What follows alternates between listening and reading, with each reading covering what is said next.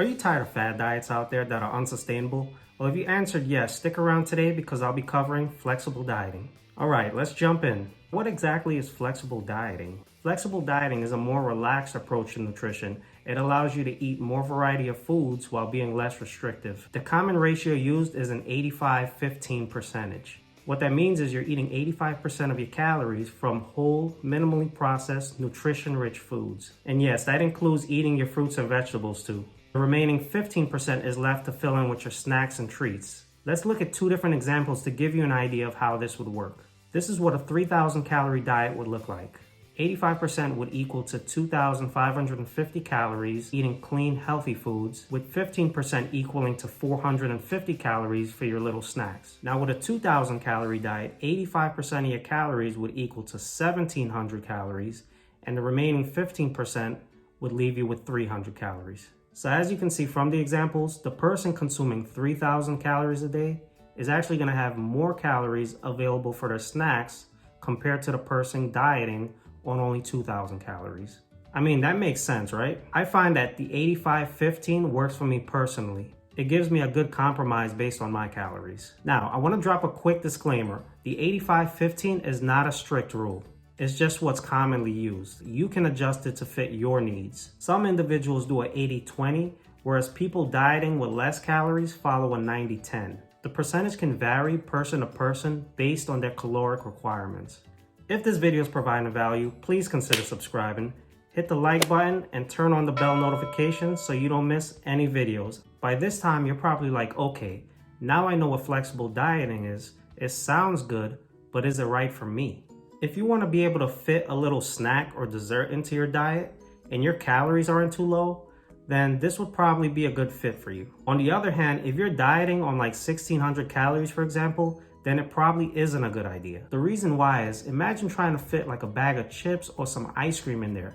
It'll be difficult because you're already very limited in calories. The majority will be occupied by your whole foods and micronutrients. The next thing to consider is that you need to be able to control yourself. Remember, it's very easy to go over your calories, especially with the junk foods out there. Most serving sizes are extremely small, being that they're so calorically dense. When you actually measure out a serving of like chocolate cake and compare it to what you'd actually take out for yourself, you'd probably rethink eating it altogether. My advice is to evaluate your current situation to help you make your decision. The next question you may ask is, well, how can I be successful while flexible dieting? There are three main things you need to do. Number one, utilize a food scale. Using a food scale is very important. This is going to allow you to weigh your food and avoid you from going over your daily calories. You can adjust the scale to measure in pounds, ounces, fluid ounce, milliliters, and grams. Now, simply eyeballing or estimating your portions is not a good way to track your food. Here in the US, you can find them in your Walmarts, local grocery stores, or even online for less than $20. Let me know in the comments down below whether you're considering trying the flexible diet. And if you're already utilizing this diet, how's it working out for you so far? The second thing to do to be successful in flexible dieting is learn how to track macros and calories. This is especially important if you're brand new to dieting and you have no idea of where to start. You need to know how many calories you're consuming in a day. That includes the amount of proteins, carbohydrates, and fats you're eating. From there, you can set your flexible dieting percentages around your calories. Number three, and by far the most important thing to do to be successful, is remain consistent. If you are not consistent, you will not see the results you're looking for. Remember, there will always be challenges. You just have to push through and overcome them. Let's go ahead and knock out a common misconception about flexible dieting, and it is that you can eat whatever it is that you want. That's simply not true. Now, you're probably wondering if I personally like the flexible diet or not.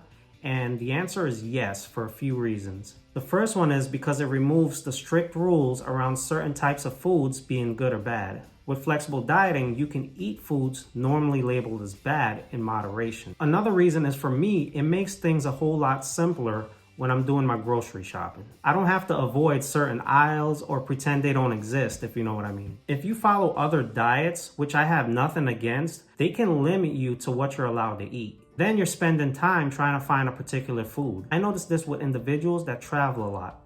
They go to different countries and it's hard to find certain foods there. And the main reason why I like flexible dieting is because of adherence. I'm able to stick to it. Think about this for a second. If you can't stick to your diet, it doesn't matter whether you're doing keto, carnivore, paleo, or anything else out there.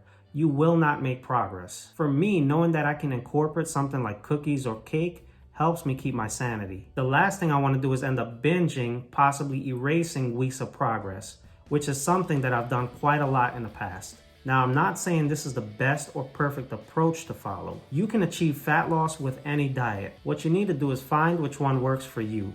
There's so many diets available. If you want me to make a video comparing them, let me know in the comments. I'll see you all in the next video.